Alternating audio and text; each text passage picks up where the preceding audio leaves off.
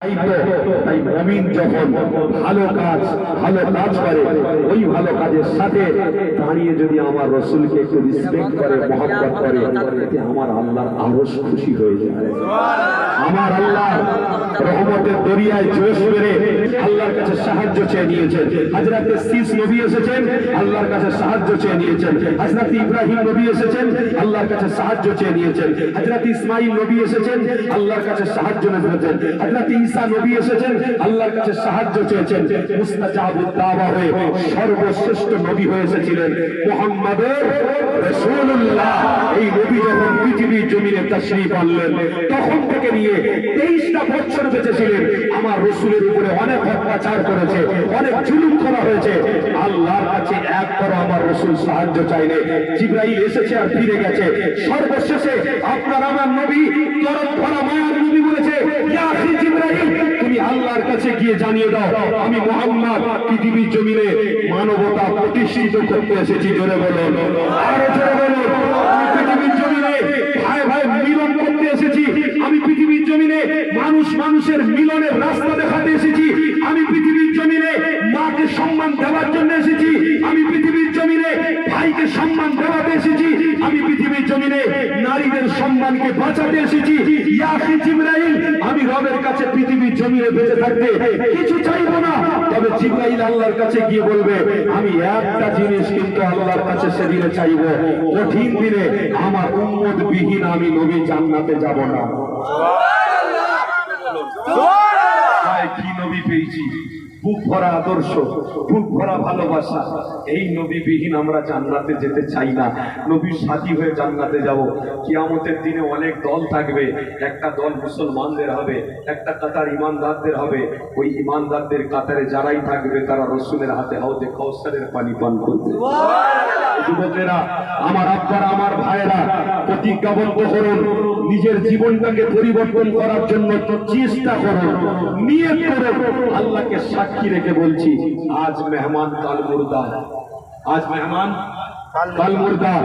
আজ কারোর বাড়ি মেহমান হয়েছি, কাল আর যাওয়া হবে না। দুনিয়াতে মেহমান করে আল্লাহ পাঠিয়েছে, মনে করে নেবেন না দুনিয়া আমার আব্বার সম্পত্তি, দুনিয়া আমার নানা কেলের সম্পত্তি, দুনিয়া আমার মায়ের তৈরি করা সম্পত্তি। এই সব সম্পত্তির মালিকানা কে? আল্লাহ। কে? আল্লাহ। তার নাম হলো ঈমান। আমার আব্বারা, আমার ভাইরা, তাই তো বলি নবীকে প্রেম করা আমাদের জন্য আল্লাহ ফরজ বানিয়েছে। মুহাম্মদ রাসূলকে প্রেম করেছে তো করেছে কে?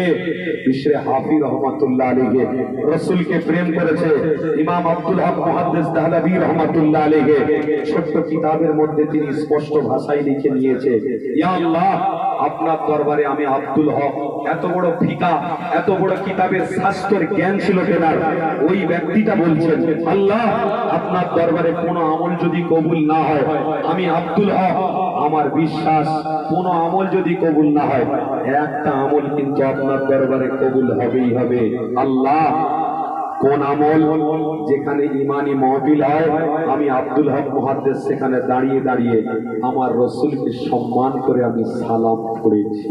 সুবহানাল্লাহ। এই যুবকেরা, আব্দুল হক মুহাদ্দিসের নখের সমতুল্য আমি হতে পারবো না, আজকেরকার কোন আলেম হতে পারবে না। তিনি এত বড় ফিকা ছিলেন, এত বড় জ্ঞানী ছিলেন।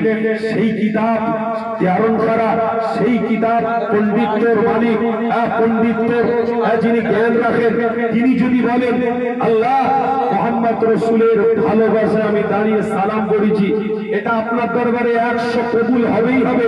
আমি আব্দুল হকেতে কোনো সন্দেহ নেই, কেন আমি কিতাব পড়ে দেখেছি আপনি রাসূলকে সব থেকে বেশি ভালোবাসেন। সুবহানাল্লাহ। আমি যদি সেই রাসূলকে ভালোবাসি, আমিও আপনার প্রিয় হতে পারবো। এই যুবকেরা, আশরাফ আলী থানভী রহমাতুল্লাহ আলাইহি, যিনি দেওবন্দি একজন আলেম, ছোট্ট কিতাব লিখেছিলেন মাজলিসে হাকিমুল উম্মাহ। এই ছোট্ট কিতাবের মধ্যে তিনি স্পষ্ট ভাষায় বলেছিলেন, শোনো পৃথিবীর মানুষেরা, আমি আশরাফ আলী থানভী কিতাব লিখে যাচ্ছি। রাসূলকে আল্লাহ ভালোবাসতে বলেছে, আমি আশরাফ আলী থানভীও ভালোবাসি। আমার মধ্যে কিতাবী জ্ঞান আছে বলে আমি অহংকারী করতে পারি না, কেন যার ভিতরে কিতাব আছে তার ভিতরে রাসূল থাকলে ওই ইলমটাই আল্লাহ আল্লাহর কাছে গ্রহণযোগ্য। জোরে বললেন, যার ভিতরে এলেম থাকবে ও রাসূল থাকবে না, ও কোনোদিন আল্লাহর জান্নাতে পৌঁছাতে পারবে না। কেন? কিতাবী জ্ঞান থাকতে পারে, কিন্তু তার ভিতরে অহংকার ঢুকে গেছে। কিতাবী জ্ঞান থাকুক আর না থাকুক, কেউ যদি রাসূলকে দিলে বসিয়ে ফেলে তো আল্লাহর প্রিয় হতে পারবে। আশরাফ আলী থানভী রহমাতুল্লাহ আলাইহি বলেছিলেন, মজলিসে দাঁড়ানো, দাঁড়িয়ে দাঁড়িয়ে সালাম পড়া দাও আল্লাহর কাছে বড় গুরুত্বপূর্ণ, আল্লাহ কবুল করে থাকেন। রাসূলের প্রেমে দাঁড়ানোটা এটা দুরুস্ত আছে, এই নিয়ে কোনো মতভেদ তৈরি করো না। আমি আশরাফ আলী থানভী, আমি পীর ধরেছিলাম, দেওবন্দি আলেম, তিনি বলছেন আমি পীর ধরেছিলাম। কাসেম নানভী রহমাতুল্লাহ আলাইহি এই ভারতবর্ষের একটা জাইয়াদি আলেম ছিলেন, যেনারা জানবেন আলেম কাসেম নানভী রহমাতুল্লাহ আলাইহি দেওবন্দ মাদ্রাসা তৈরি করেছে। বিশাল বড় ইলমিয়াতের জ্ঞান ছিল তিনার। এই যুবক তিনিও কিন্তু পীর ধরেছিলেন। আব্দুল হক মুহাদ্দিস দেহলভী রহমাতুল্লাহ আলাইহি তিনিও কিন্তু একটা পীর ধরেছিলেন। রশিদ আহমদ গঙ্গুই রহমাতুল্লাহ আলাইহি এই ভারতবর্ষের একটা নক্ষত্র ছিলেন, আলেমে দ্বীন ছিলেন, তিনিও কিন্তু পীর ধরেছেন। এনাদের সকলের পীরের নাম কি জানেন? হাজী ইমদাদুল্লাহ মুহাজ্জির মক্কি রহমাতুল্লাহ আলাইহি, ইনিও কিন্তু রাসূলের প্রেমে দাঁড়িয়ে দাঁড়িয়ে সালাম করেছে। এই যুবকেরা, এই সালাম পড়াটাই হলো আমাদের কাছে প্রেম, ভালোবাসা। রাসূলের ভালোবাসা কেউ জমিনে দেখালে আসমানে তার জন্য জান্নাতের ফায়সালা আল্লাহ করে দেবে। আমার আব্বারা, আমার ভাইয়েরা, তাই বলি এই ভারতবর্ষের বড় বড় নক্ষত্র রয়েছে, তারা রাসূলকে প্রেম করেছে, তারা হাবিবকে ভালোবেসে গেছে। আমাদের দিলে যেন সেই রাসূলের প্রেমটা থাকে। আল্লাহ এই শক্তি আমাদের দান করুন। আসুন আমরা দাঁড়িয়েছি আমার নবীর প্রেমে, ভালোবাসা, একটু দাঁড়িয়ে আমরা সালাম করবো। এ নবী সালাম।